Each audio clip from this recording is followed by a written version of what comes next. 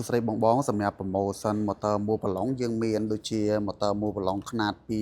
280 Newton លេខកូដ DTW 285Z នេះតួទទេតម្លៃ355.3 ហើយខាងនេះ motor មួបឡុង DTW 190 RFE នេះមកជាមួយនឹងថ្ម2កូនចង្សាក់មួយតម្លៃ510ហើយនេះគឺ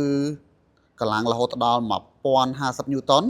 បាទសម្រាប់ការមួចូលណាតួទទេនៅសល់533.7ហើយនេះកម្លាំង1000 Newton ម៉ូទ័រមួយប្រឡងកម្លាំង1000 Newton នៅសល់450.4សម្រាប់ពីរ model នេះគឺផ្គុំនៅក្នុងប្រទេសជប៉ុនតែម្ដង made in Japan ណាអញ្ចឹងបងដែលមានតម្រូវការអូនេះណាមួយទៀតបាទម៉ូទ័រមួយប្រឡងឈុតដូចគ្នាបាទកម្លាំង700 Newton តម្លៃ765.21មកជាមួយនឹងថ្ម5ពា2កូននិងឆ្នាំងសាក់មួយនេះ